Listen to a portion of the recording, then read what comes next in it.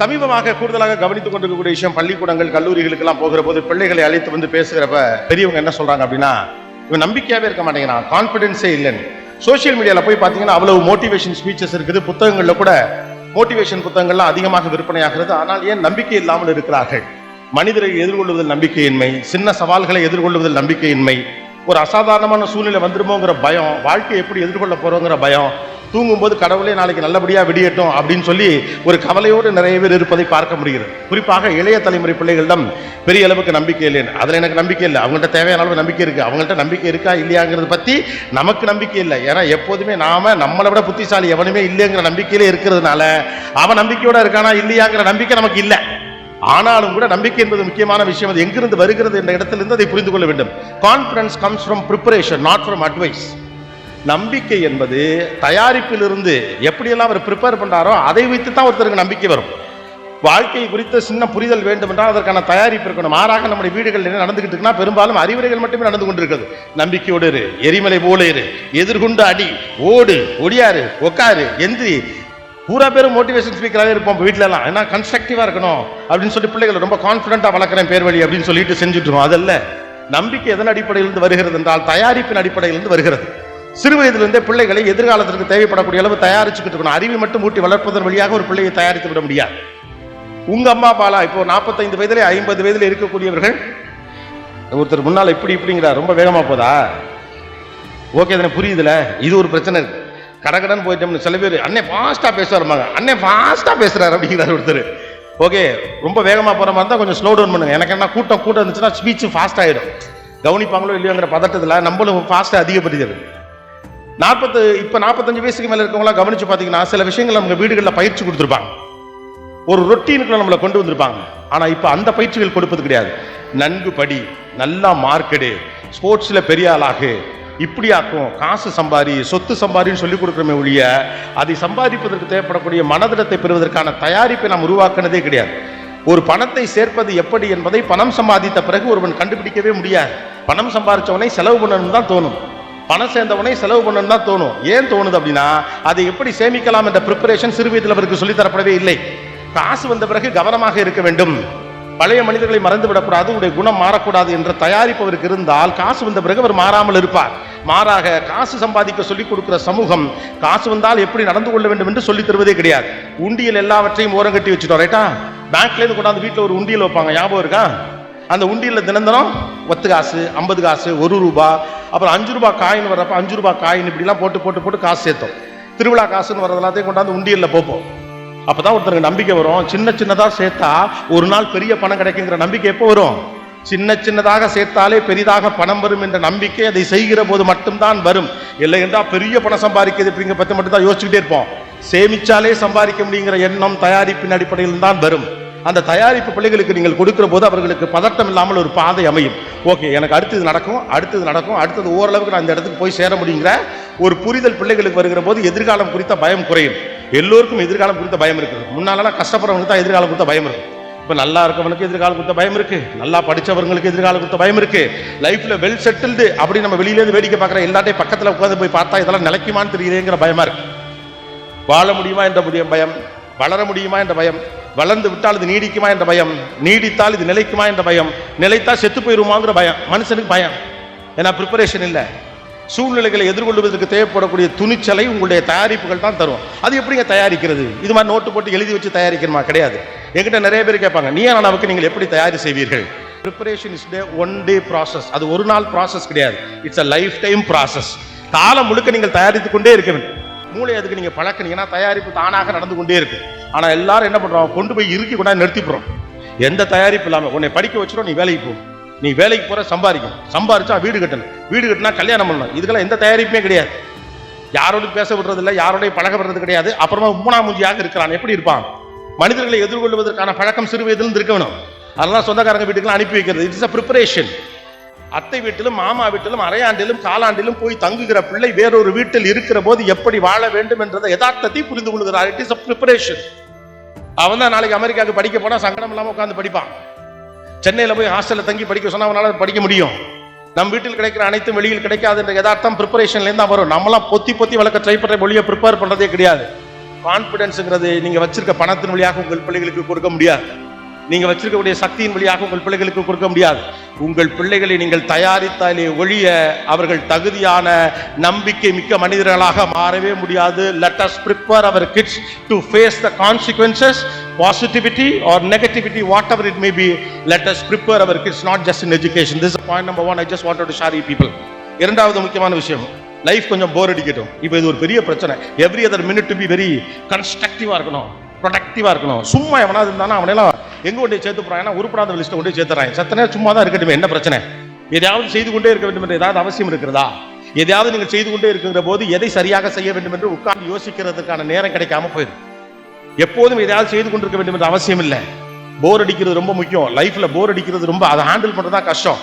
போர் அடிக்கிறத யாருக்கு ஹேண்டில் பண்ண தெரியுதோ அவங்க தான் ஒரு குறிப்பிட்ட விஷயத்திலே பாண்டித்யம் ஆவார்கள். ஒரு சயின்டிஸ்ட் எப்படி சக்சஸ்ஃபுல்லான மனுஷனாக இருக்கார்? செய்த விஷயத்தையே அவர் திரும்ப திரும்ப செய்கிறார். செய்த விஷயத்தையே திரும்ப திரும்ப செய்கிறார். முதல் முறை பிழை வருகிறது, இரண்டாவது முறை பிழை வருகிறது, மூன்றாவது முறை மொத்த பிழையும் மொத்தமாக வருகிறது. அதுக்கப்புறம் நாலாவது முறை இதை சரி செய்கிறார், ஐந்தாவது முறை ஓரம் கட்டுகிறார், ஆறாவது முறை நடக்காது என்று முடிவுக்கு வருகிறார், ஏழாவது முறை நம்பிக்கை பிறக்கிறது, எட்டாவது முறை அடுத்த கட்டத்துக்கு போகிறார். ஆனா செஞ்ச வேலையை தான் திரும்ப செஞ்சுக்கிட்டே இருக்கார். இப்ப எல்லாருக்கும் புதுசு புதுசாக ஏதாவது பண்ணிக்கிட்டே இருக்கு. எல்லாமே புது புது மாடல்ல வேணும். கிரிக்கெட்டே பழைய கிரிக்கெட்லாம் கிடையாது. இப்ப 360 டிகிரி குப்பரை பூந்து அடிக்கிறாங்க, காலுக்குள்ள விட்டு அடிக்கிறானோ. என்ன மேட்ச் எங்க நடக்குன்னே தெரியல. போற போக்குல எல்லாம் கிரிக்கெட்ல கோல்லாம் வந்துரும் போல் இருக்கு. திடீர்னு அம்பையர்கள்லாம் கேட்ச் பிடிச்சாங்கன்னா அதுக்கு ஒரு விக்கெட், அப்படி ஏதாவது புதுசு புதுசா வாழ்க்கையில் நடந்துகிட்டே இருக்கணும். Don't expect surprises every other day. வாழ்க்கை ரொம்ப சாதாரணமானது. அது எப்போதும் கௌதம் மேனன் படத்தில் வருகிற மாண்டேஜ் காட்சிகளை போல எப்போதும் விருந்து கொண்டே இருக்கார். முதல் வருஷம் கல்யாணத்தன்னைக்கு, இப்போ கல்யாண நாள் அன்னைக்கு வீட்டுக்காரு வெளியில கூட்டிட்டு போவாப்ல. ரெண்டாவது வருஷம் ஒரு சேலை வாங்கிட்டு வருவாப்ல. மூணாவது வருஷம் மறந்துடுவாப்ல. இவ்வளவுதான் மனுஷ வாழ்க்கை. அந்த ஆள் 50 வயசு வரைக்கும் உங்களை சர்ப்ரைஸ் பண்ணணும்னு சொல்லிக்கிட்டே இருக்கிறதுக்கு என்ன எப்படி? அப்படியெல்லாம் முடியாது. எப்போதும் ஒருத்தர் சர்ப்ரைஸ் பண்ணிக்கலாம் இருக்க முடியாது. உங்களை குதூகலிக்கக்கூடிய விஷயங்களை செய்து கொண்டுதான் உங்கள் வாழ்க்கையை நீங்கள் மகிழ்ச்சியாக வைத்திருக்க முடியும் என்றால் உங்களுக்கு வாழ்க்கை மீது நம்பிக்கை இல்லை என்ற அர்த்தம். ஒரு சகஜமான வாழ்க்கையில யாரால் சந்தோஷமாக இருக்க முடிகிறதோ அவர்தான் ஆசீர்வதிக்கப்பட்டவர். A normal life should give you happiness, not just surprises. Social மீடியாவை பார்த்துட்டு ஐயோ நீ பாய் ஃப்ரெண்டா இருந்தப்ப இப்படி இருந்தா, நீ கேர்ள் ஃப்ரெண்டா இருந்தப்ப இப்படி இருந்தா, அதான் பாய் ஃப்ரெண்ட், இது கேர்ள் ஃப்ரெண்ட். இப்ப 2 பேரும் புருஷன் பொண்டாட்டி குடும்பம். அடுத்த கட்டத்தை நோக்கி நகர்த்தணும். பிள்ளை எங்க படிக்க வைக்கணும் யோசிக்க வேண்டியிருக்கு, பிள்ளைக்கு என்ன செய்யணும் யோசிக்க வேண்டியிருக்கு, வீடு வாங்கணுமா, சொத்து வாங்கணுமா, கடன் அடைக்கணுமா, அப்பாக்கு மருத்துவம் பார்க்கணும், அம்மா பார்க்கணும், அக்காவை பார்க்கணும், தங்கச்சியை கல்யாணம் பண்ணி கொடுக்கணும், இவ்வளவு வேலைகள் இருக்கு. ஓகே, அப்ப வாழ்க்கையில நடைமுறையில் சாதாரணமாக இருக்கக்கூடிய வழியாகவே சந்தோஷம் வரக்கூடிய அளவுக்கு பிள்ளைகளையும் உங்களையும் எளிமையாக வைத்துக் கொள்ளுங்கள். நீண்ட நாள் கழித்து பார்க்கிற ஒரு உறவினரை பார்க்கிற போது மகிழ்ச்சி வரணும், அவ்வளவுதான். மகிழ்ச்சி என்பது மிகப்பெரிய அளவுக்கு சோசியல் மீடியா நீங்கள் பார்க்கக்கூடிய ஒரு மிகப்பெரிய அறிவியின் முன்னால் நின்று கொண்டு குளித்து லிரில் விளம்பரம் பல படத்துல சின்ன பிள்ளையா இருக்க போறோம். அது மாதிரிலாம் போய்தான் மகிழ்ச்சியா இருக்கிறது அவசியம்லாம் இல்லை. வெளிநாட்டுக்கு டூர் போனாதான் மகிழ்ச்சி வரும் அப்படிதான் இருந்தா, சின்ன விஷயங்களில் யாரால் மகிழ்ச்சியாக இருக்க முடிகிறதோ அவர் உள்ளுக்குள் மகிழ்ச்சியாக இருக்கிறார் என்று அர்த்தம். சின்ன விஷயங்கள்ல உள்ளுக்குள்ள மகிழ்ச்சியா இருக்கு. உங்களுக்கு எல்லா விஷயங்களும் மகிழ்ச்சி கிடைக்கிறது. மகிழ்ச்சி என்பதற்கு டெம்ப்ளேட்டை ஃபிக்ஸ் பண்ணாதீங்க. இந்த உலகம் எதையெல்லாம் வணிக ரீதியாக உங்கள் தலையில் திணிக்கிறதோ அது அல்ல மகிழ்ச்சி. மகிழ்ச்சி என்பது உங்கள் தனி சம்பந்தப்பட்ட ஒரு விஷயம். சின்ன விஷயம் கூட உங்களை மகிழ்ச்சிப்படுத்தணும். அந்த அளவுக்கு மனதை இலகுவாக வைத்திருங்கள். மனசை டிமாண்டிங் மோடுக்கு கொண்டு போகாதீங்க. இப்ப எல்லாத்தையும் மனசை டிமாண்டிங் மோடு கொண்டு வரும். இது இருந்தால் தான் மகிழ்ச்சி, இது இல்லை என்றால் மகிழ்ச்சி இல்லை. ஏன்? ஏன்னா அது அவன் வீட்டுல இருக்கு, அதனால அவன் மகிழ்ச்சியா இருக்கா? இல்ல, அதை அவன் வாங்கி வச்சுட்டு இஎம்ஐ கட்ட முடியாம, வெளியிலையும் சொல்ல முடியாம, வயிற்று உள்ள மனசுக்குள்ள புழுங்கிட்டு இருக்கான். அது இருப்பதால் மட்டும்தான் மகிழ்ச்சி. ஓஷோ அழகாக ஒன்று சொல்வார், இது இல்லாமல் இருக்க முடியாது என்று எதன் மீதும் பற்றுக்கொள்ளாதீர்கள். இருந்தால் பரவாயில்லை, இல்லாவிட்டாலும் பரவாயில்லை, அவ்வளவுதான். இது இல்லாமல் என்னால் இருக்க முடியாது என்று எதன் மீதும் பற்றுக்கொள்ளாதீர்கள். அப்படி இருந்தா வாழ்க்கை ரொம்ப சுலபமா இருக்கும். நிறைய ஆப்ஷன்ஸ் கிடைக்கும். ஏன்னா இது மட்டும் தான் என்னோட ஆப்ஷன், இது இல்லைன்னா என்னால வாழ முடியாது நீங்க நினைச்சுக்கினா உங்களுக்கு கிடைக்க வேண்டிய பல ஆப்ஷன் கிடைக்காது. இப்ப பிள்ளைகளுக்கு அப்படித்தான். டாக்டர், இன்ஜினியர், ஆடிட்டர், சயின்டிஸ்ட் ஏதோ ஒன்று சொல்லிடுறோம். இது இருந்தால் மட்டும்தான் உன்னுடைய வாழ்க்கை வெற்றி அடையும். மகிழ்ச்சி தான் நல்லது, நான் இல்லைன்னு சொல்லவில்லை. ஆனா அவருக்கு வேறொரு இன்ட்ரெஸ்டும் இருக்கா அப்படிங்கிறத நீங்க கவனிக்கணும். இதை செய்தால் மட்டும்தான் உன்னால் மகிழ்ச்சியாக இருக்க முடியும், இவ்வளவு பணம் சம்பாதித்தால் மட்டும்தான் உன்னால் மகிழ்ச்சியாக இருக்க முடியும் அப்படியெல்லாம் ஒன்றும் கிடையாது. மகிழ்ச்சி என்பது தனிநபர் சம்பந்தப்பட்ட விஷயம். நீங்கள் மிகப்பெரிய மனிதராக பார்க்கக்கூடியவர் எளிதில் மகிழ்ச்சி அடையக்கூடிய மனிதராக இருப்பார். சின்ன விஷயத்திற்கு மகிழ்ச்சி அடைய பழகுங்கள், அதற்கு பழக்குங்கள். பெரிய விஷயத்தின் வழியாக மட்டும்தான் மகிழ்ச்சி கிடைக்கும் என்று பிள்ளைகளுக்கு சொல்லாதீர்கள். நீங்களும் அப்படி வாழாதீர்கள். கொஞ்சம் போர் அடிக்கட்டும் பரவாயில்லை. போர் அடிக்கிறதன் வழியாகத்தான் ஒருத்தன் பாண்டித்தியன் பெறவே முடியும். 2000 பக்கம் உள்ள ஒரு நல்ல வரலாற்று நாவலை நீங்கள் படிக்க வேண்டும் என்றால் உங்களுக்கு போர் அடிக்கும். ஏன்னா அந்த காலகட்டத்தில் நம்ம வாழலை. ஆனா அதை படிக்கணுங்கிற உத்வேகம் தான் உங்களை அதை படிக்க வைக்கும். போர் அடிக்கும் தான். 5 நாள் டெஸ்ட் மேட்ச் பார்க்கறது போர் அடிக்கும் தான். அதெல்லாம் உங்கள் மனதை காம் டவுன் பண்ணி பொறுமையா ஒரு விஷயத்தை அணுகிறதுக்கான பக்குவத்தை தரும். பிள்ளைகளுக்கு போர் அடிக்காம பார்த்துக்கோங்க. என்கேஜ் பண்ணிக்கிட்டே இருக்கணும் அவசியம் இல்லை. செத்த நேரம் சும்மா இருக்கிற வார்த்தை மிக அற்புதமான வார்த்தை என்ன பொறுத்த வரைக்கும். செத்த நேரம் சும்மா இருக்கட்டும், என்ன பண்றது, தேமேன்னு இருக்க பிரச்சனை இல்லை. மோட்டு வேலையை பார்த்துக்கிட்டு உட்காந்துருக்கவன் தான் இன்னைக்கு பெரிய பொறுமைசாலி, அவன் தான் அறிவாளியும் கூட. ஏன்னா அப்படியே உட்காந்து யோசிச்சுட்டு இருக்கலாம், 1000 விஷயம் மண்டைக்குள்ள ஓடும், 1000 விஷயத்தை அவனால யோசிக்க முடியும். எல்லா நேரமும் எப்போதும் ப்ரொடக்டிவாக இருக்க வேண்டும் என்ற அவசியம் இல்லை, அது ஒரு குற்றமும் இல்லை. சண்டே அன்னைக்கு லீவு, வீட்டில் 1 மணி நேரம் சாப்பிட்டுட்டு தூங்குனாலே ஏதோ தவறு செய்து விட்டதை போல உங்கள் மனது குற்றமாக இருக்கிறது என்றால் நீங்கள் போர் அடிக்க உங்களை கற்றுக்கொள்ள வைக்கவில்லை என்று அர்த்தம். போர் அடிக்க பழகுங்க. போர் அடிக்கிறதுனா செஞ்ச விஷயத்தை திரும்ப செய்யணும். ஒரு விஷயத்தை தொடர்ச்சியாக செய்வதன் வழியாக போர் ஏற்படும். அதை கடக்கிறவன் தான் ஜெயிப்பான், அதை கடக்கிறதுக்கு பழகணும். போர் அடிச்சுட்டு வேற ஒண்ணுக்கு போயிருது, போர் அடிச்சுட்டு வேற ஒண்ணுக்கு போறது, போர் அடிச்சுட்டு வேற ஒண்ணுக்கு போயிருது. என்னைய கேட்பாங்க, 19 வருஷமா நீ என்ன நடத்துறீங்களா, உங்களுக்கு போரே அடிச்சது இல்லையா? உங்களுக்கு தான் அது 19 வருஷம், எனக்கு வார வாரம் அது புதுசு. காலையில எபிசோடு புதுசு, மத்தியானம் எபிசோடு புதுசு, எனக்கு எல்லாமே புதுசு தான். அப்போ போர் அடிக்குதுன்னு முடிய மாட்டீங்கன்னா எல்லாம் போர் அடிச்சிடும். பிள்ளைகளுக்கு இந்த போர் அடிச்சுச்சுன்னா, செத்த நேரம் போர் அடிச்சா பரவாயில்ல, சும்மா இரு என்று சொல்லி பழகுங்கள். ஏன்னா எக்கச்சக்கமான டிவைசஸும் எக்யூப்மெண்ட்ஸும் சுற்றி நம்மள பெரிய அளவுக்கு கையில் உள்ள பிடிச்சி வச்சிருக்கிறதுனால கவனமாக இருங்கள். 3வது முக்கியமான விஷயம், இலக்கை நோக்கி ஓடுகிற போது மானை போல இருங்கள். அது என்ன மானை போய், மான் ஒரு பலசாலியான ஒரு மிருகம் இல்லையே அப்படின்னு நம்ம நினைக்கலாம். நீங்க இந்த டிவில எல்லாம் பார்த்துருக்கீங்களா? முன்னாலாம் எப்போதுமே சிங்கம் அடிச்சு சாப்பிட்றதான் காட்டுவாங்க, புலி வேட்டையாடுறதான் காட்டுவாங்க, சிறுத்தை வந்து கடிக்கிறதான் காட்டுவாங்க. இப்பெல்லாம் நிறைய மீடியால நிறைய விஷுவல்ஸ்லாம் வர பிறகுதான் தெரியுது, ஒரு சாதாரண சின்ன மிருகம் சிங்கத்திட்ட சண்டைக்கு போற காட்சியை இன்னைக்கு நம்மளால பார்க்க முடியும். ஒரு சாதாரண பறவை நம்ம நினைச்சிட்டு இருக்கிறது உள்ள புகுந்து முதலையோட தலையில கொத்திட்டு எந்திரிச்சு போயிட்டே இருக்கு. அதெல்லாம் முன்னால நமக்கு விஷுவலா கிடைச்சதில்லை. அரிதாக கிடைக்கிற விஷுவல்ல அதிகாரம் மிக்கக்கூடிய சிங்கம், புலியும் சிறுத்தையும் வேட்டையாடுகிற காட்சிகளையும் நான் பார்த்திருக்கோம். நீங்க அந்த மாதிரி டிஸ்கவரி மாதிரி சேனல் அல்லது விலங்குகள் பற்றி நல்லா காட்டக்கூடிய சேனல்களை போய் பாருங்க. நான் ஒரு காட்சி பார்த்தேன், ஒரு சிறுத்தை ஒரு மானை விரட்டுகிறது, ஓடிக்கிட்டே இருக்கு அந்த மான். அது என்னென்னமோ முடி பார்க்குது, சிறுத்தையால முடியாம ஒரு இடத்துல அப்படி நடந்து போயிடுது. எனக்கு ஆச்சரியமா இருந்துச்சு. நான் போய் இன்டர்நெட்ல எல்லாம் செக் பண்ணி பார்த்தேன், சிறுத்தையுடைய வேகம் என்ன, மானுடைய வேகம் என்ன கம்பேர் பண்ணவே முடியல. இருப்பதே வேகமாக ஓடக்கூடியது சிறுத்தைங்கிறாங்க. சிறுத்தை என்பது மிக வேகமாக ஓடக்கூடிய விலங்கு. அதோடு ஒப்பிடுகிற போது மானால் அந்த அளவுக்கு வேகமாக ஓட முடியாது. மானாலும் வேகமாக ஓட முடியும் என்றாலும் கூட சிறுத்தை அளவுக்கு ஓட முடியாது. ஆனாலும் சிறுத்தையில இருந்து மான் எப்படி தப்பிக்கிறது யோசிச்சு பாருங்க. ஒரு கட்டத்துக்கு மேல ஓடிட்டு டக்குன்னு அப்படியே லெஃப்ட் எடுத்து ரைட் வாங்கி அது பாட்டுக்கு இண்டிகேட்டர் போட்டு போயிடுது சிறுத்தை. ஏன் இது போயிடுச்சு? ஆழமா உட்காந்து யோசிச்சு பார்த்தீங்கன்னா ஒண்ணே தான், சிறுத்தைக்கு இந்த மான் இல்லைன்னா இன்னொரு மான் இருக்கு, ஆப்ஷன் இருக்கு. மானுக்கு ஒரே ஆப்ஷன் தான், தப்பிச்சே ஆகணுங்கிற option. But there is no option that you will survive. மானுக்கு ஆப்ஷனே கிடையாது, போனதுதான். இன்னொரு உயிர் எக்ஸ்ட்ரா உயிர்லாம் குளோனிங்ல எல்லாம் எல்லாம் வச்சு அங்க ஒன்னொன்னுலாம் இல்லை, நான் ஒத்தாள் தான், தப்பிச்சே ஆகணும். ஆனா சிறுத்தை மனசுல என்னன்னா, எதுக்குடா ஓடி களைச்சுக்கிட்டு டயர்டா இருக்கு, இல்லைன்னா அங்கிட்ட இன்னொரு மான் இருக்குது, அந்த மான் இல்லைன்னா இந்த மான் எந்த சொந்த மான் அப்படின்னு இன்னொரு மானை பிடிச்சிட்டு போலாம். It's an option. ஆனா இலக்கை நோக்கி ஓடுகிற போது ஆப்ஷன்ல திங்க் பண்ண பழகு. இலக்கை நோக்கி ஓடுறப்பெல்லாம் நம்ம டயர்ட் ஆகிறதுக்கான ரீசன் என்னன்னா, நம்ம மைண்ட்ல இன்னொரு ஆப்ஷன் வரும், இதை தொங்குறதுக்கு அதை பிடிச்சி தொங்கலாயா, இதை பண்றதுக்கு அதை பிடிச்சி பண்ணலாம். நோ, இதுதான் இலக்கென்று நீங்கள் தீர்மானித்து விட்டால் அதை நோக்கி போங்க. அதில் நீங்கள் தோல்வி அடைகிற போது இலக்கை கைவிடாதீர்கள், செயல்முறையை மாற்றுங்கள், அவ்வளவுதான். When you are trying to reach some destination, if it is not working out, change the approach towards the destination, but not the destination. உங்கள் இலக்கை மாற்றக்கூடாது, இலக்கை அடைவதற்கான வழியை மாற்றுங்கள், இலக்கை அடைவதற்கான செயல்முறையை மாற்றுங்கள். அதே நேரத்தில் இன்னொரு விஷயத்துல கவனமா இருங்க. நடக்கவே நடக்காத ஒரு விஷயத்தை பிடிச்சி தொங்கிக்கிட்டே இருக்காதீங்க. இது நடக்கவே நடக்காதுன்னா விட்டுட்டு போங்க. ஈகோவெல்லாம் இருக்கவே கூடாது. தேவையில்லாம ஒரு விஷயத்தை பிடிச்சிட்டு அது விடாமுயற்சி நீங்களே பேரெல்லாம் வச்சுக்கிட்டு இருக்கக்கூடாது. அது நடக்காது உங்களுக்கு தெளிவாக தெரியும், அது தேவையில்லாத உங்களுக்கு தெளிவாக தெரிந்த பிறகு அதை தொட்டு விட்டோம் என்ற ஒற்றை காரணத்திற்காக அதை தொடர வேண்டும் என்ற எந்த அவசியமும் கிடையாது. அது ஒர்க் அவுட் ஆகாது, நடக்கவே நடக்க போறதில்லை, அது தேவையும் இல்லை என்று முடிவெடுத்து விட்டால் அதை விட்டு வெளியே வந்து விடுங்கள். சில இடத்துல சிறுத்தையா இருங்க, சில இடத்துல மானா இருங்க. ஆப்ஷனே இல்லைன்னா மான் மாதிரி ஓடுங்க, ஆப்ஷன் இருக்குன்னா சிறுத்தை மாதிரி ரெஸ்ட் எடுத்து ஓடுங்க, அவ்வளவுதான். சிறுத்தையாக இருக்க வேண்டிய இடத்துல சிறுத்தையாக இருங்கள், மானாக இருக்க வேண்டிய இடத்துல மானாக இருங்கள். அதனால life is of a purpose. ஒரு கதை ஒன்று சொல்லுவாங்க, ஆப்பிரிக்கா காட்டில் காலை ஒரு சிங்கம் எழுந்திருக்கிறது ஒரு மானை வேட்டையாட. ஆப்பிரிக்க காட்டில் காலை ஒரு சிங்கம் எழுந்திருக்கிறது ஒரு மானை வேட்டையாட. அதோட பர்பஸ் அவ்வளவுதான். காலைல எந்திரிச்ச உடனே எங்கேயாவது ஒரு மான் கிடைக்குமா, கங்காரு கிடைக்குமா, கங்காரு அங்கே கிடைக்காது. ஒரு மான் கிடைக்குமா, இல்லை ஒரு சின்னதாக ஏதாவது விலங்கு கிடைக்குமா, அக்கார்டிங் டு த பசி அது ஒன்று தேடும். காலையில் எந்திரிச்சோடனே ஒரு மான் என்ன யோசிக்கும், எந்த சிங்கத்திட்டையும் சிக்கிறப்படாரா இன்னைக்கு, கடவுளே காப்பாத்து அப்படின்னு வடிவேலு சொல்லிட்டு போற மாதிரி சிறுத்தைகிட்டையோ சிங்கத்துக்கிட்டே தன்னை விட பலம் பொருந்திய மிருகத்திடமோ இரையாகி விடக்கூடாது. Everybody have a purpose. ஆனா ஒன்று இருக்கு, பசிக்கு துரத்துறவனை விட உசுருக்காக ஓடுறவன் ஓட்டம் தான் வேகம். பசிக்கு துரத்துறவனை விட உசுருக்காக ஓடுறவன் ஓட்டம் தான் வேகம். ஆம்பிஷன் அப்படி இருக்கணும், ஆம்பிஷன் அப்படி இருக்கணும், நீட்னா பாயணும். பிள்ளைங்களுக்கு அந்த ஸ்பேஸை ஃபில் பண்ணி கொடுங்க. அதுக்காக வெறி பிடிச்சதனமா அதான் சொல்ல, இதுல ஒரு பேலன்ஸும் இருக்கணும். சில நேரங்களில் இந்த மாதிரி ஊக்கு பேச்சுக்களை சொல்லல வெறி பிடித்தனமா வீட்டில் போய் மொங்குன்னு குத்துறாங்க. கோபி என்ன சொன்னாரு, நீ உடனடியாக செய்து விடு அப்படின்னு. ஏன்னா உலகத்துல ஈஸி உத்தரவு போடுறதுதான் இல்லையா. எங்க அம்மாலாம் அட்டகாசமா ஐடியா கொடுப்பாங்க. நான் சின்ன பிள்ளையா இருக்கப்ப, ஏன்னா அவங்க வீட்டுக்குள்ள இருந்து தானே சொல்றாங்க, நீ என்ன பண்ற, நேராக கடைக்கு போற, நேராக தான் கடைக்கு போகிறோம். இருந்தாலும் ஏன்னா நமக்கு தெரியாதுல்ல, நேராக நீ கடைக்கு போற, கடைக்கு போயிட்டு கடைக்கார்ட்ட எங்கள் அம்மா சொன்னாங்கன்னு சொல்லி, எதே காசு கொடுத்தா தரப்போகிறான், எங்கள் அம்மா சொன்னாங்க நான் கடைக்கார்ட்ட சொல்லணுமா? அப்படி சொன்னோன்னா எவ்வளோ பயந்துருவாங்க. வெங்காயம் வாங்கிட்டு வா, சரிம்மா வெங்காயம் வாங்கிட்டு வாங்கிற ஒத்த வார்த்தைக்கு என்ன சொல்கிறாங்க, நேராக கடைக்கு போகிறேன், எங்கள் அம்மா சொன்னாங்கன்னு சொல்லி நீ வெங்காயம் வாங்கிட்டு வர, காசு கொடுத்தா தரப்போகிறான், போயாச்சு. அப்புறம் ரொம்ப முக்கியம் பின் குறிப்பு, சின்ன வெங்காயம் பெருசாக பார்த்து வாங்க, பெரிய வெங்காயம் சின்னதாக பார்த்து வாங்க. இது என்னடா லாஜிக்? இதுக்கு பேசாமல் பெரிய வெங்காயம் சின்ன வெங்காயம் ஒன்றும் இல்லாமல் வெங்காயம் ஒன்றே ஒன்று வச்சுருந்துருக்கலாமா இல்லையா? Don't give too much of instructions. அதிகமான இன்ஸ்ட்ரக்ஷன்ஸ் கொடுத்து ரொம்ப குழப்பாதீங்க.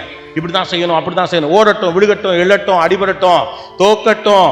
சின்ன வயசுல தோத்துட்டா பெரிய வயசுல ஜெயிச்சிருவானுங்க. சின்ன வயசுல தோத்து பழகலைன்னா பெரிய வயசுல உயரத்துல இருந்து விழுந்துருவானுங்க. ஏர்லி லூஸ் இட் ஏர்லி அப்படிமா. சின்ன வயசுல தோத்துறணும். சின்ன வயசுல தோத்துட்டா தோல்வியின் வலி என்னன்னு தெரியும், தோல்வியின் சுகம் என்னன்னு தெரியும், தோல்வியிலிருந்து மீள்வது எப்படின்னு தெரியும். 50 வயசுக்கு அப்புறம் தோக்குறத பத்தி பயம் வந்துடும், இமேஜ் வந்துடும், ஐயோ தோக்க கூடாதுங்கிற கவலை வந்துடும், என்னடா பண்றதுன்னு உடம்பு ஒத்துழைக்காது. சிறு வயதில் பிள்ளைகள் தோற்கட்டும், அனுமதியுங்கள், தப்பொன்றும் இல்லை.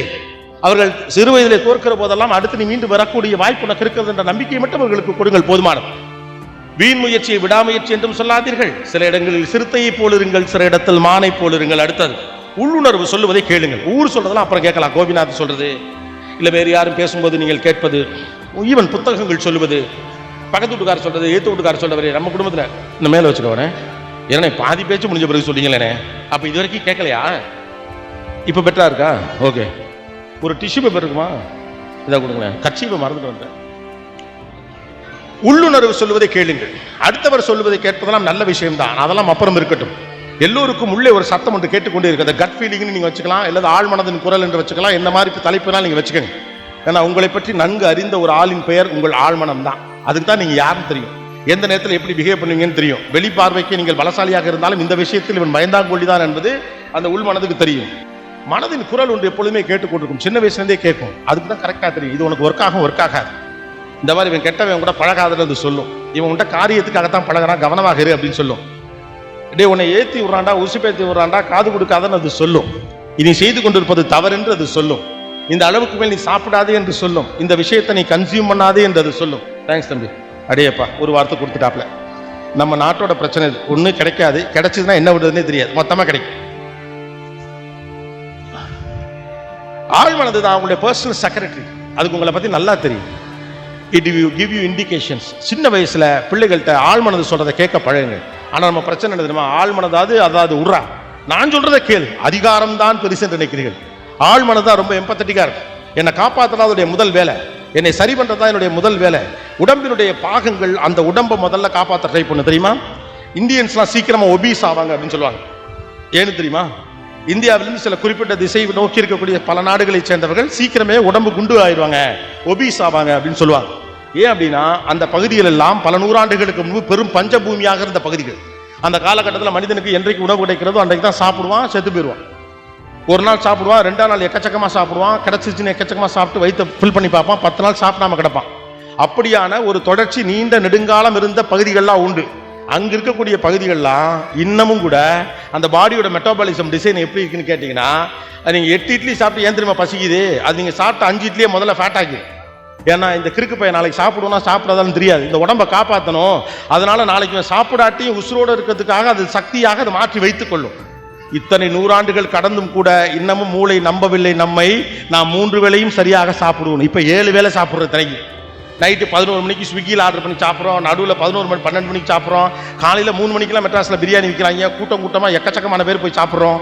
காலைல ஷூட்டிங் முடிச்சு 5 மணிக்கு வெளியில் வந்தாலும் 10 வருஷத்துக்கு முன்னால் டீ குடிக்க கடை இருக்காது, எப்படா கடை தர பையன் டீ கடை வாசல்லாம் உட்காந்துருப்போம். இப்போ ஷூட்டிங் முடிச்சுட்டு 3 மணிக்கு போகிறாங்க சாப்பிட்றதுக்கு பிரியாணி சாப்பிடும். அப்போ கூட இந்த உடம்பு நம்பலை, இந்த மூளை இன்னும் நம்பலை, இப்போ 3 வேளையை ஒழுங்காக சாப்பிடுகிறவன்னு அந்த உடம்பை காப்பாற்ற அது போராடிக்கிட்டே இருக்கு. அதுக்கு நம்பிக்கை வர வரைக்கும் அது போராடும். உங்கள் மூளையும் உங்கள் மனசும் உங்கள் உள்ளுணர்வும் உங்களை காப்பாற்ற போராடி கொண்டே இருக்கும். அதனால சொல்றேன், மனதின் குரலை கேளுங்கள். அது தவறு என்று சொன்னால் அதை கேளுங்கள். அது ஒரு அலாரம் அடிக்கும், இது தப்பு வேணான்னு சொல்லும். சாப்பிட்டுட்டு இருக்கல போதும்னு சொல்லும். இன்னைக்கு நைட்டு புரோட்டா வேண்டான்னு சொல்லும். இவன் கூட சேராதன்னு சொல்லும், இவன் கூட சேருன்னு சொல்லும். இதை படின்னு சொல்லும், இதை படிக்காதுன்னு சொல்லும். கடைசியா ஒரு முறை மட்டும் இதை நான் செஞ்சுக்கிறேன், உங்க மனசோட நீங்க சண்டை போடுறப்ப சனியம் பிடிச்சவனே வேணாண்டா, இது கடைசி முறை, நீ 100 தடவை சொல்லிட்டா கடைசி முறைன்னு ஒன்று கிடையவே கிடையாது, இதுல இருந்து வெளியில போன்னு இது சொல்லும். உன் அறிவுக்கும் புத்திக்கும் ஒத்துக்கொள்ளாத இடத்தில் ஒரு நிமிடமும் தங்காது என்று உங்களை இதை அறிவுறுத்தும். மனதின் குரலை கேட்க பழகுங்கள். உங்கள் மனதை விட சிறந்த ஆலோசனை உங்களுக்கு யாராலும் தர முடியாது. மற்றவெல்லாம் உங்ககிட்ட கேட்டு உங்ககிட்ட சொல்றவன் தான் இல்லையா? அது மட்டும் தான் உங்களை புரிஞ்சு உங்ககிட்டே பேசுறாள். அந்த அலாரம் அடிக்கிறதுக்கு ஒரு கட்டத்துக்கு மேல அதுவும் கடுப்பாய், என்ன அடி அடிச்சாலும் கேட்க மாட்டேங்கிறான். அதுக்கப்புறம் அதை சொல்றது நிறுத்திடும். அதை சொல்றது நிறுத்தின பிறகு ஊர்ல எவன் சொன்னாலும் கேட்கறதுக்கான மைண்டே இருக்காது. ஆள் மனதின் குரலை கேட்க தயார் இல்லாதவர் எவர் குரலையும் கேட்க தயாராக இருக்கவே மாட்டார். ஆள் மனதின் குரலை கேட்பதற்கு ரெடியாக இருங்கள். உங்கள் மனதையும் மூளையும் பத்திரப்படுத்தக்கூடிய வேலையை அது சரியாக செய்து கொண்டே இருக்கிறது. That's called the gut feeling. Respect that. உள்ளுணர்வு உங்களுக்கு ஒன்று சொல்லுகிற போது அதை செய்யுங்கள். கவனமாக இருங்கள், அதை மதியுங்கள். யாராரோ சொல்வதை கேட்பதை விட 100 புத்தகங்கள் சொல்வதை கேட்பதை விட முதல் முக்கியமானது உங்களுடைய ஆழ்மனது சொல்வதை கேட்பதற்கான தயாரிப்பை நீங்கள் வைத்துக் கொள்வதுதான். அது பெரும்பாலும் உங்களுடைய வழக்கமான சிற்றின்பங்களுக்கு எதிராகத்தான் பேசும். உங்களுடைய சிற்றின்பங்களுக்கு எதிராகத்தான் உங்களுடைய ஆழ்மனது பேசும். ஆழ்மனதுக்கு உங்களை நல்லா வச்சுக்கிறது மட்டும்தான் ஆசையாக இருக்கும். உங்களுடைய சிற்றின்பங்களுக்கு எதிராக அது பேசிக்கொண்டே இருக்கும். அந்த உரையாடலை நிகழ்த்தி கொண்டே இருங்கள். பெரிய அறிஞர்கள் எல்லாம் பேசுகிற போது சொல்லுகிறார்கள், நீங்கள் மற்றவர்களோடு பேசுவதை விட உங்களோடு சற்று நேரம் பேசுங்கள். இந்த போர் அடிச்சு உட்கார வைங்க அப்படின்னு சொல்றதுக்கான காரணம் கூட தான். நீங்க தனியாக உட்காந்துருக்கல, சின்ன குழந்தைங்களா ஞாபகம் இருக்கா? அவங்கள்ட்டே பேசிப்பாங்க, கவனிச்சிருக்கீங்களா? அவங்ககிட்டே பேசிட்டு இருப்பாங்க. குழந்தைகள் கனவிலே பேசுவார்கள். தேவதைகள் அவர்களோடு வந்து பேசுவதாக ஒரு நம்பிக்கை உண்டு. மனிதர்களோடு மட்டுமே பேசுவதல்ல உரையாடல். மனிதன் தன்னோடு பேசுவது பெரு உரையாடல், தன் ஆள் மனதோடு பேசுவது ஒரு உரையாடல். பார்க்கறதுக்கு கொஞ்சம் பைத்தியம் மாதிரி எது தெரிஞ்சாலும் கூட பரவாயில்ல, தனி ரூம்ல உட்காந்துக்கிட்டாலும் நீங்க ஆள் மனதோட பேச பழகுங்க.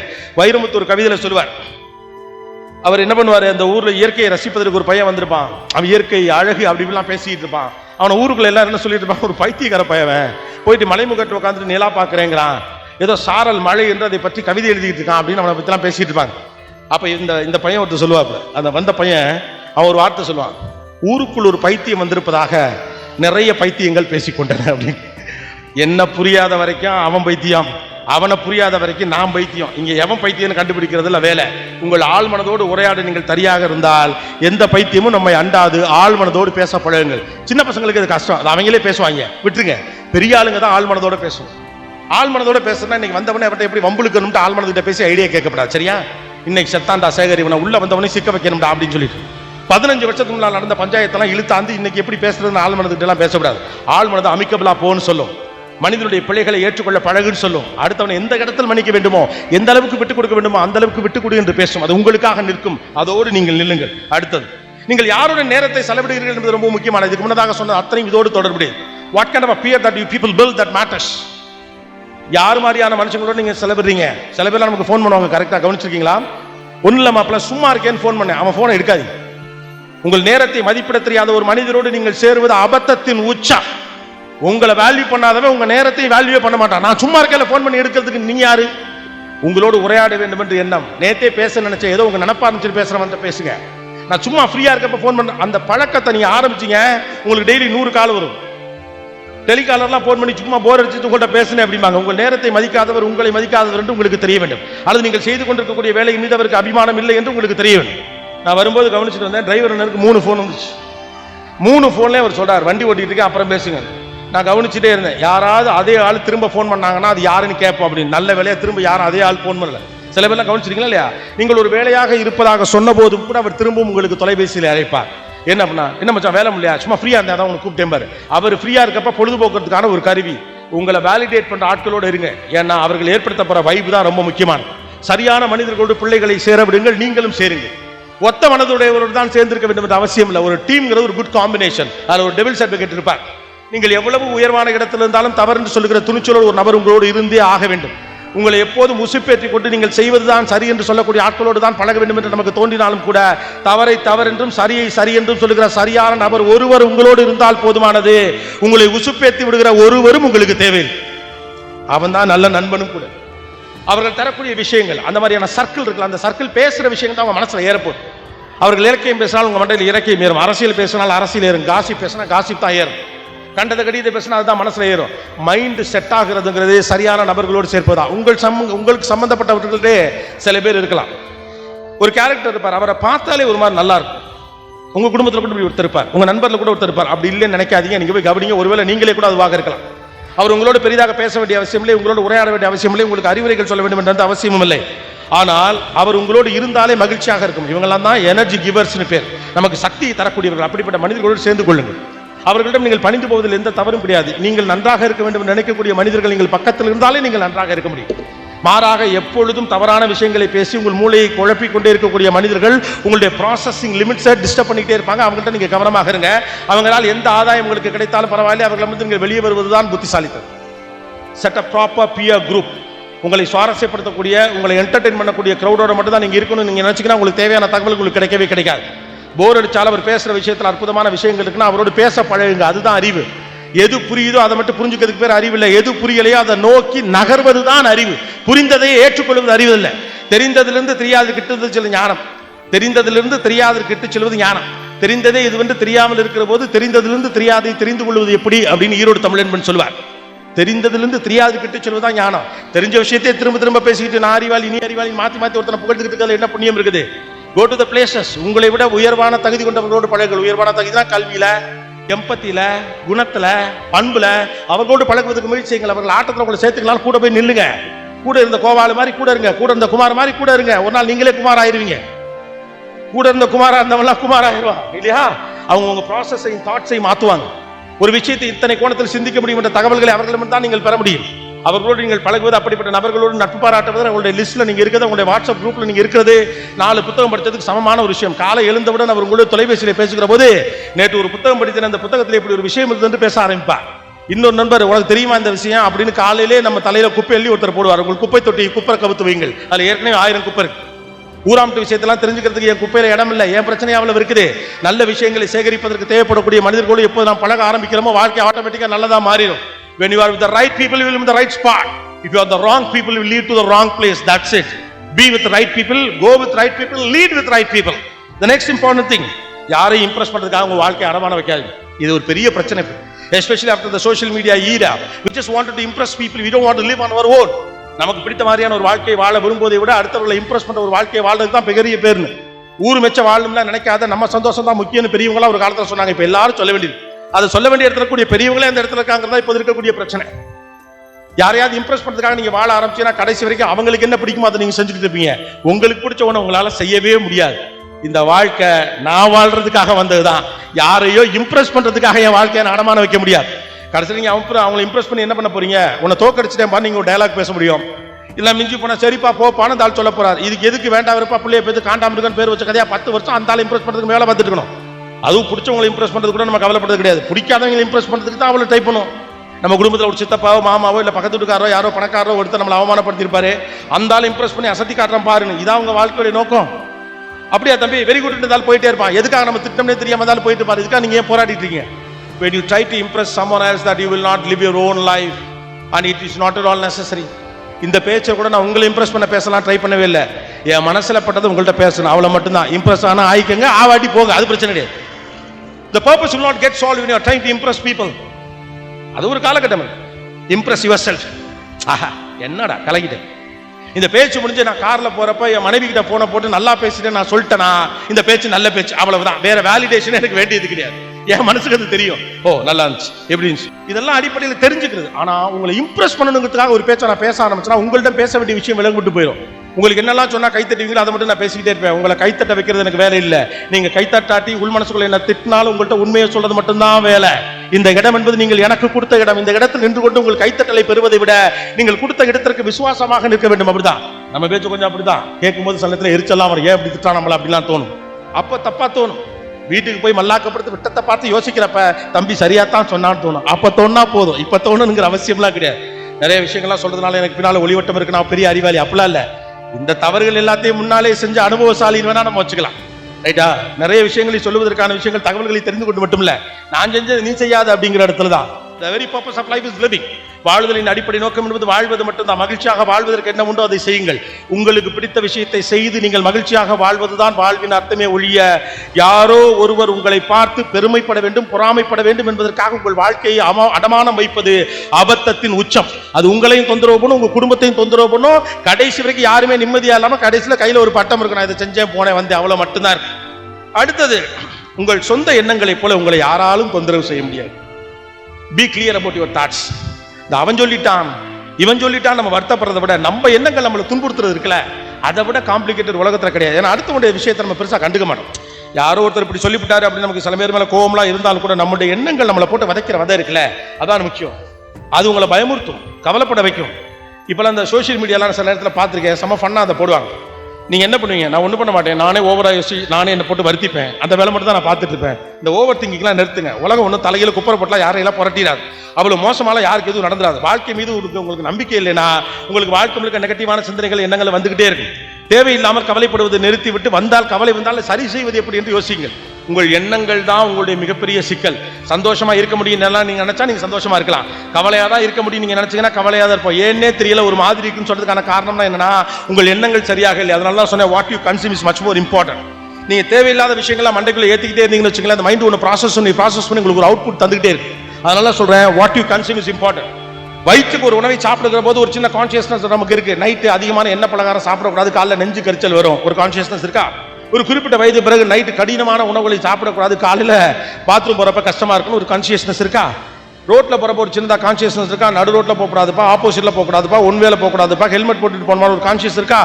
ஆனா நீங்கள் பார்க்கிற, கேட்கிற, படிக்கிற விஷயங்கள் பத்தி உங்களுக்கு என்ன கான்சியஸ் இருக்கு? எனக்கு என்ன கான்சியஸ்னஸ் இருக்கு? சும்மா போன் எடுத்துட்டு இப்படி ஓட்டுறோம், அப்படி போகுது, ஏதோ போகுது, ஒரு டான்ஸ் போகுது, ஒருத்தன் மாடியில இருந்து குதிக்கிறான், ஒருத்தன் கத்தியை விட்டு கொள்றான், ஒரு காக்கா வந்து உட்கார்ந்து இருக்குது, ஒருத்தன் சும்மாவே செத்த நேரம் உட்காந்துருக்கான். பிரெயின் எல்லாத்தையும் எடுத்துக்கும். ஏன்னா பிரெயின் என்ன நினைக்கும் அப்படின்னு கேட்டா, நீங்க பாக்குற எல்லாமே ஏதோ தேவை நிமித்தம் அதை பார்க்கிறீர்கள், கொச்ச கொச்ச கொச்ச கொச்ச கொச்ச கொச்சன்னு உள்ள அப்படி இடியாப்ப மாதிரி இருக்கு மண்டை. யோசிச்சு பாருங்க, ஒரு கிளாரிட்டியோட இருக்கக்கூடிய தாட்ல இருக்கக்கூடிய நம்ம சிந்தனை எப்படி இருக்குது, எக்கச்சக்கமான இன்ஃபர்மேஷன்ஸ் உள்ள இருக்குது, எதுக்குமே அர்த்தம் இல்லை, இம்ப்ராசஸ், ப்ராசஸே பண்ண முடியாது, சம்பந்தம் இல்லாத கண்டென்ட், அர்த்தமே இல்லாம இருக்கும். எல்லாம் மண்டையில போய் உட்காரும். நம்ம நினைச்சிருக்கோம் சும்மா டைம் பாஸ் பார்த்துட்டு கூட கிடையாது. அது உங்கள் சிந்தனையை மாற்றக்கூடிய வல்லமை கொண்டது. நீங்கள் பார்க்கக்கூடிய, கன்சியூம் பண்ணக்கூடிய ஒரு விஷயம். சும்மா ஜாலியா சாப்பிட்டேன்னா சாப்பிட முடியாதுல, வயிறு கோளாறு பண்ணிடும்ல. அப்ப சும்மா ஜாலியா பாக்குறேன், சம்பந்தம் இல்லாத விஷயங்கள் எல்லாத்தையும் நீங்க பாத்தீங்க, சம்பந்தம் இல்லாத விஷயத்தை படிச்சீங்க, சம்பந்தம் இல்லாத விஷயத்தை கேட்டீங்க, சம்பந்தம் இல்லாத ஆளுங்க சொல்றதெல்லாம் உள்ள வாங்கிட்டீங்கன்னா மண்டை அதை ப்ராசஸ் பண்ணிட்டே இருக்கும்.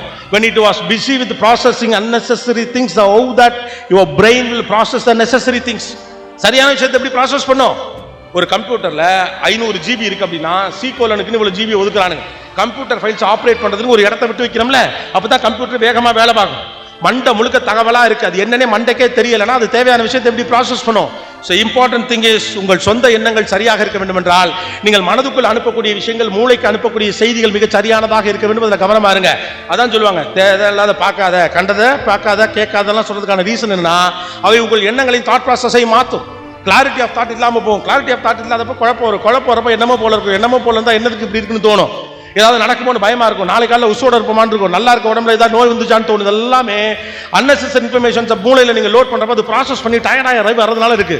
கீப் த பிரெயின் ஓப்பன், சந்தோஷமா வச்சிருங்க. தேவையான இன்புட் மட்டும் கொடுங்க. இந்த உலகத்துல நம்ம தேவையான விஷயத்தை தெரிஞ்சு வச்சிருக்கோம்னா தேவையில்லாத விஷயத்த தெரியாம வச்சுக்கணும், தப்பு கிடையாது. எதுக்கு அவ்வளவு இன்ஃபர்மேஷன் நமக்கு? Why do we loaded with unnecessary information? Load with the right proper information that will affect your system, that will affect your process, that will affect your thought process. உங்க thought process அது support பண்ணும். அப்ப உங்கள் எண்ண அலைகள் சரியாக இருக்க வேண்டும் என்றால், உங்களுக்கு அது நம்பிக்கை தரக்கூடியதாக இருக்க வேண்டும் என்றால் சரியான விஷயத்தை கன்சியூம் பண்ணுங்க. வயிற்றுக்கு செல்லும் உணவை பற்றி நமக்கு இருக்கக்கூடிய கான்சியஸ்னஸ், மூளைக்கும் மனசுக்கும் சொல்லும் செய்திகளை பற்றியும் கான்சியஸ்னஸோட இருங்க. அடுத்து, உங்களை பற்றி அதிகம் பேசிக் கொண்டிருக்காதீங்க. இது எதன் குறியீடு? அப்படி யாராவது இருக்கீங்கன்னா நமக்கே தெரியும், என்ன நம்மளை பத்தி கொஞ்சம் ஓவரா தற்பெருமை பேசிக்கிட்டு இருக்கமே இப்ப அப்படின்னு சொல்லணும். அல்லது மனைவி சொல்லுவாங்க, அல்லது கணவரே கூட சொல்லுவார், பிள்ளைகளே சொல்லுவாங்க, அப்பா நீங்க ஏப்பா உங்களை பத்தி சொல்லிட்டே இருக்கீங்க அப்படின்னு சொல்லிட்டே இருப்பாங்க. ஒரு கட்டத்தில் அப்பாக்களுக்கு என்னன்னா, பிள்ளைகளுக்கு நான் வளர்ந்து வந்த விதத்தை பிள்ளைகளுக்கு சொல்ல வேண்டும் என்ற ஆர்வத்துல தன்னை பத்தியே பெருமையா பேச ஆரம்பிச்சிடுவாங்க. காலையில பார்க்கல போனோம்னா ஒரு 5 அங்கிள் சேர்ந்து வாக் பண்ணிட்டு இருப்பாங்க 45 வயசுல. இவரை பத்தி புகழ்ந்துகிட்டு இருப்பாரு, அவரை பத்தி புகழ்ந்துகிட்டு இருப்பாரு, அப்புறம் அவரை பத்தி புகழ்ந்துகிட்டு இருப்பாரு, அப்புறமா ஆப்போசிட்டா இவரை புகழ்வார், இவர் அவரை புகழ்வார். எப்போது நீங்கள் உங்களை பற்றி அதிகம் பேசி உங்களை பற்றி புகழ்ந்து கொண்டு இருக்கிறீர்களோ நீங்கள் நம்பிக்கை குறைந்து கொண்டு இருக்கிறீர்கள் என்ற அர்த்தம். When you feel insecure, you people talk more about you. உங்களை பத்தி அதிகமா எப்ப பேச ஆரம்பிப்பீங்க, நான் என்ன செஞ்சது தெரியுமா, எனக்கு என்ன திறமை தெரியுமா, எவ்வளவு பெரிய புத்தால் தெரியுமா, எப்ப பேசுவீங்கன்னா நீங்க இன்செக்யூரிட்டியோட இருக்கப்பதான். நீங்க யாராவது பாத்துறீங்களா, மிகப்பெரிய அறிஞர்கள் தன்னை பத்தி எல்லாம் பேசவே மாட்டாங்க. அவங்களுக்கு தெரியும் தன்னை பத்தி தன்னுடைய படைப்பு பேசும், தன்னை பற்றி தன்னுடைய கண்டுபிடிப்பு பேசும் என்று அவர்களுக்கு தெரியும். எந்த ஸ்ட்ரிக்ட் டீச்சராவது நான் ஸ்ட்ரிக்டான டீச்சர் உங்கள்ட்ட சொல்லியிருக்காங்களா? சொல்லவே மாட்டாங்க. அவங்க அங்க வந்து நின்னா கிரவுண்ட்ல நிக்கலாம், தெரிச்சு ஓடுவான்ல, அதுல தெரியும் அவங்க ஸ்ட்ரிக்டான டீச்சரா இல்லையாரு. அவங்க சொல்லிட்டே இருக்க மாட்டாங்க, நான் ஸ்ட்ரிக்ட் டீச்சர் சொல்ல மாட்டாங்க. அவங்க மாறா, நான் அன்பான டீச்சர், பசங்க தான் என்ன ஸ்ட்ரிக்ட் நினைக்கிறாங்க அப்படிமாங்க. அது உங்க கேரக்டர்லயும் உங்க குணத்திலையும் நீங்க செய்யக்கூடிய செயல்ல வெளிப்படும். சோ கவனமாக இருங்கள். உங்களை பற்றி நீங்கள் புகழ்ச்சி அதிகமாக பேசிக் கொண்டிருக்கிறீர்கள் என்றால் நீங்கள் நம்பிக்கை இழந்து கொண்டிருப்பதாக அர்த்தம். இரண்டாவது, நீங்கள் உங்களை பற்றி மட்டுமே பேசிக் கொண்டிருக்கிற போது அடுத்தவர்கள் பேசுவதை காது கொடுத்து கேட்க வேண்டும் என்ற எண்ணம் நமக்கு எல்லாம் போயிடும். எதன் மீதும் ஒரு எதிர்ப்பு மனநிலை வரும். இந்த புத்தகத்துல என்ன பெருசா இருக்கா எனக்கு தெரியாதா, என்னையா பெருசா பேசுறேன், இதுனே பெரிய விஷயம், இதெல்லாம் அதெல்லாம் சொல்றதுக்கான காரணம்னா என்னை விட உயர்ந்தது எதுவும் இல்லை என்ற நம்பிக்கை நமக்கு வந்து விடுகிற போது இந்த உலகத்தில் நம்மை தாண்டிய பல விஷயங்களை நம்மால் தெரிந்து கொள்ள முடியாமல் போய்விடும். இதை பார்க்கிற பசங்களும் அது மாதிரி ஆவாங்க. அதுதான் எனக்கு பயம். நீங்க 50 வயசுக்கு மேல பெருமை பேசிட்டு போறதுனால பெருசா அட்டை வந்துட போறதா இல்லை. உங்களுக்கு ஓரளவு பாதிப்பு இருக்கலாம், உங்களை சுற்றி இருப்பவர்களுக்கு பாதிப்பு. ஆனால் தன்னை பற்றிய பெருமை பேசக்கூடிய வீடுகளில் வளரக்கூடிய பிள்ளைகளும் சிறு வயதிலே அந்த பழக்கத்திற்கு ஆளானார்கள் என்றால் அடுத்தவர்களிடம் கற்றுக்கொள்ள வேண்டிய அற்புதமான பல விஷயங்களை கற்றுக்கொள்ள முடியாமல் போவதற்கான நெருக்கடிகள் ஏற்படும். Don't talk about too much. உங்களை பற்றி அதிகம் பேசாதீர்கள், உங்கள் செயல் பேசட்டும். நீங்கள் அமைதியாக இருந்து கேட்க கேட்க கேட்கத்தான் உங்கள் செயலில் வேகம் பிறக்கும். இல்லை என்றால் உங்களுடைய தற்பெருமையில் மட்டும்தான் வேகம் பிறக்கும். அடுத்தது யங்ஸ்டர்ஸ்க்கு எல்லாத்தையும் கிரிஞ்சுன்னு ஒதுக்காதீங்க. இப்போ எல்லாமே கிரிஞ்ச் ஆயிடுச்சு. நல்லா இருக்கியான்னு கேட்கறது கூட கிரிஞ்சு. ஏன் நீ நல்லா இருக்கியான்னு கேட்டால் நல்லா இருப்பான். தம்பி கல்யாணத்துக்கு போயிட்டு வந்துருப்பா, ஏன் நான் போனா தான் தாலி கட்டுவாங்களா? என்னடா இந்த படத்தை பார்த்தலாம் அழுகிறீங்க, என்னடா இதுக்கெல்லாம் அழுகிறீங்க, எல்லாம் கிரிஞ்சு. ஆக்சுவலா இது ஒரு மன நெருக்கடி. ஏன்னா உங்களுக்கு இமோஷனை எதிர்கொள்ள தெரியல. அது ஒரு ப்ராப்ளம் இருக்கு இந்த ஜெனரேஷன். ஒரு அழுகை எதிர்கொள்ள தெரியவில்லை. அப்பாவுக்கும் அம்மாவுக்கும் சண்டை அப்படின்னா 7வது படிக்கிற மகள் போய் அம்மாவை வந்து சமாதானப்படுத்திடுவா சின்ன வயசுல. நீங்களே இதுல ஒரு ஆளா இருந்திருக்கலாம். இன்னைக்கு அம்மா அழுது கொண்டு இருக்கிற போது என்ன செய்வதுன்னு பிள்ளைக்கு தெரியாமல் தடுமாறான், இல்லாட்டி அப்பாட்ட சண்டை போறான். அவ்வளவுதான் முடியுது. உணர்வுகளை கையாளுவது எப்படி என்று சிறு பிள்ளைகளுக்கு சொல்லிக் கொடுங்கள். கிரிஞ்சு என்று சொன்னாலும் பரவாயில்லை. ஏன்னா உணர்வுகளை எதிர்கொள்ள முடியாமல் தவிக்கக்கூடிய இந்த சின்ன தலைமுறை பிள்ளைகள் இருக்காங்க. ரொம்ப பிராக்டிகலா இருக்கணும் சொல்லி கொடுத்ததுனால இமோஷன்ஸை ஹேண்டில் பண்ண தெரியல. வீட்டுக்கு வந்த ஒருத்தரை வாங்கன்னு சொன்னா அவர் இன்னமும் சந்தோஷப்படுவாருங்கிற இமோஷன் தெரிஞ்சா தானே வாங்கன்னு சொல்லணும்னு தோணும். அவர் தான் வந்துட்டாரு, அப்புறம் நான் வான்னு சொல்லணும் அப்படின்னு கேட்கறது இருக்குல்ல. நல்லா இருக்கீங்களான்னு கேளுன்னு வீட்டில் சொல்றப்ப நான் ஏன் நல்லா இருக்கீங்களான்னு கேட்கணும். ஆனா கஷ்டத்தில் இருக்கிறவனிடம் நல்லா இருக்கிறீங்களான்னு கேட்கிற வார்த்தை எவ்வளவு பலமானது என்று கஷ்டத்தில் இருக்கிறவன்ட்ட கேட்டது தான் தெரியும். நல்லா இருக்கீங்களாங்கிறது ஒரு வார்த்தை இல்ல, அது ஒரு நம்பிக்கை. நானும் உனக்காக இருக்கிறேன் என்று சொல்லுகிற நம்பிக்கையை தருகிறது இந்த வாழ்க்கை. அதெல்லாத்தையும் நீங்க சிஸ்டமைஸ் பண்ணாதீங்க. வீட்டுக்கு ஒருத்தவங்க வந்தா வாங்கன்னு கூப்பிடுறது ஒரு முறை. எல்லாத்தையும் முறையாக்குனா எல்லாம் கிரிஞ்சாயிரும். கல்யாணத்துக்கு போறது ஒரு முறை, அப்ப அது கிரிஞ்சு தான். வாழ்த்து சொல்றது ஒரு முறை, கிரிஞ்சு தான். பசங்களுக்கு இமோஷன்ஸ் ஹேண்டில் பண்ண தெரியல, அதனால தான் உரையாடல்கள் குறையுது. சொந்தக்காரங்க வந்தா 2 நிமிஷத்துக்கு மேல உட்காந்துருக்க மாட்டேங்கிறாங்க, ரூமுக்கு போயிடுறாங்க. ஏன்னா உரையாட முடியல. ஒரு உரையாடலை தொடக்குவது எப்படின்னு தெரியல, உறவாடுவது எப்படி என்று தெரியல. இப்படிலாம் போனா பிள்ளைகள் நாளைக்கு தனித்தனி தீவுகளாக மாறுவார்கள். Don't consider everything as cringe. எல்லாத்தையும் கிரிஞ்ச் ஆக்காதீங்க. Emotions matters, empathy matters. 19 வருஷமா நடக்குது. 19 வருஷமா நடக்குது. இதோடைய மையம் இமோஷன் தான். இமோஷன் தான். இறந்து போன மாமியாருக்காக தன் கொழுந்தனை ஆளாக்கி காட்ட வேண்டும். எங்கிருந்தோ என் மாமியார் பேசுவான்னு வேற வீட்டில் அந்த பொண்ணு சொல்றாள். அந்த இமோஷன் தான் அந்த ஒத்த ஷோ அன்னைக்கு தாங்கி பிடிச்சிச்சு. ஒரு பஸ் பின்னாலே ஓடி போய் தேர்வு எழுதுறதுக்கு தடுமாறின ஒரு பொண்ணு, அந்த கண்டக்டரையும் டிரைவரையும் சஸ்பெண்ட் பண்றாங்க. அந்த பொண்ணு அந்த ஷோல வந்து சொன்னுச்சு, அவங்கள சஸ்பெண்ட் பண்ணது எனக்கு வருத்தம், அவங்கள பண்ணிருக்க கூடாது. ஏன் அவங்க வீட்டுல என்ன மாதிரி படிக்கிற ஒரு புள்ள இருக்குமே சார் பாவோன்னுச்சு. தனக்கு நேர்ந்த சிக்கல் எதிரிக்கும் நேரக்கூடாது என்ற ஒரு இமோஷன் தான் அதை தூக்கி நிறுத்து. இதெல்லாத்தையும் கிரிஞ்சு ஆக்கிட்டீங்கன்னா பூரா பேரு கிரிஞ்சாயிருவீங்க. ஒரு நான் நீ நல்லா சொன்னேன், I officially declare cringe is beautiful. Cringe is beautiful. அந்த இமோஷன்ஸை சொல்லுங்க. பிள்ளைங்கள்ட்ட இமோஷனா பேசுறதே குறைஞ்சு போச்சு. பிள்ளைங்களோட உணர்வு வயப்பட்டு பேசுங்க. உங்க இமோஷன் வழியா நீங்க அவங்களை கட்டுப்படுத்த முயற்சி பண்ணுங்க. அதனால தான் கிரிஞ்சின் கடுப்பா வரானோ. இமோஷன்ஸ் வழியா கட்டுப்படுத்த முயற்சி பண்ணாதீங்க. அதிகாரம் அல்ல அது. உணர்வுகளை வெளிப்படுத்தும் வழியாக அதிகாரம் செய்யாது. அழுது சாதிக்க முயற்சி பண்ணுகிற போது அழுதா கிரிஞ்சுடுவான். சிரிச்சு நீங்க நலம் விசாரித்து காரியம் சாதிக்க முயற்சி அதை கிரிஞ்சிடும். அந்த ஜெனரேஷன் ரொம்ப பிரில்லியண்டா இருக்கான். ஆனா அவங்களுக்கு எம்பத்தி இமோஷன்ஸ் வேணும்னா நீங்க கட்டாயம் அதை அவங்களுக்கு சொல்லிக் கொடுக்கணும். அதுல கவனமா இருங்க. 10வது ரொம்ப முக்கியமானது, இருக்கிறது என்பதற்காக செலவு செய்யாதீர்கள். இருக்கிறது என்பதற்காக செலவு செய்யாதீர்கள். கிடைக்கிறது என்பதற்காக கடன் வாங்காதீர்கள். பெரியவங்க எல்லாருக்கும் வேண்டுகோள் தான், இருக்குதுங்கிறதுக்காக செலவு செய்யாதீங்க, கிடைக்குதுங்கிறதுக்காக கடன் வாங்காதீங்க. தேவைன்னா செலவு செய்யுங்க, அவசியம்னா மட்டும் கடன் வாங்குங்க. ஏன்னா இருக்கிறது இன்னைக்கு இருக்கிறது நாளைக்கு இருக்குமா நமக்கு தெரியாது. சேமிப்புன்ற மிக முக்கியமான பழக்கம் இருக்குது. போன்ல எல்லாம் கூப்பிட்டு கேட்கறாங்க, யாருனே தெரியல. டெய்லி 2 போன் வருது, கடன் வேணுமா கடன் வேணுமா கடன் வேணுமா கடன் வேணுமா. ஒரு காலத்துல கடன் வாங்குறதா கஷ்டம், இன்னைக்கு ஈஸியே கடன் வாங்குறது தான். ஏன்னா கட்ட முடியாது, அவங்களுக்கு தெரியும், நமக்கு தெரியும். கிடைக்கிறது என்பதற்காக கடன் வாங்காதீர்கள், இருக்கிறது என்பதற்காக செலவு செய்யாதீர்கள். Shiva, okay. So this is the last important point I just wanted to share you people. First end போமா. Point number 1, confidence comes from preparation. உங்கள் தயாரிப்பில் தான் உங்களுக்கான நம்பிக்கை பிறக்கிறது. பிள்ளைகளை வாழ்க்கைக்கு ஏற்றபடியாக தயாரிக்க செய்யுங்கள். 2வது, கொஞ்சம் போர் அடித்தாலும் பரவாயில்லை, ஒரு விஷயத்தை திரும்ப திரும்ப செய்வதற்கான அறிவையும் பக்குவத்தையும் பிள்ளைகளுக்கு சொல்லிக் கொடுங்கள். 3வது, இலக்கை நோக்கி ஓடுகிற போது மானை போல இருங்கள், சிறுத்தையை போல இருக்காதீர்கள். 4வது, உள்ளுணர்வு சொல்வதை கேளுங்கள், ஆழ்மனதின் குரல் உங்களை எப்பொழுதும் காப்பாற்றும். 5வது, நீங்கள் யாருடன் நேரத்தை செலவிடுகிறீர்கள் என்பது முக்கியம். உங்க பேர் குரூப் தான் உங்களுடைய ஃபியூச்சரை டிசைட் பண்ணும். 6வது, யாரையோ இம்ப்ரெஸ் செய்வதற்காக முயற்சி பண்ணாதீர்கள், உங்கள் சொந்த வாழ்க்கையை வாழுங்கள். 7வது, உங்கள் சொந்த எண்ணங்கள் தான் உங்களை தொந்தரவு பண்ணும், அதை சரியான ப்ராசஸ் பண்ணி தேவையான விஷயத்தை மட்டும் மூளைக்கு மனசுக்கு அனுப்புங்க. 8வது, உங்களை பற்றி அதிகம் பேசிக் கொண்டிருக்காதீர்கள், காரணம் அது நீங்கள் நம்பிக்கையின்மையோடு இருக்கிறீர்கள் என்பதற்கான குறியீடு. அடுத்தது, எல்லாவற்றையும் கிரிஞ்ச் என்று நினைக்காதீர்கள், இமோஷன்ஸ் ஹேண்டில் பண்ணுறது பிள்ளைகளுக்கு சொல்லிக் கொடுங்கள். 10வது, கடைசியாக நான் சொன்னது, இருக்கிறது என்பதற்காக செலவு செய்யாதீர்கள், கிடைக்கிறது என்பதற்காக கடன் வாங்காதீர்கள். சந்திர காற்று நம் ஜன்னலில் வீசட்டும், சரித்திரம் நாளை நம் சாதனை பேசட்டும். நன்றி, வணக்கம். தேங்க்யூ.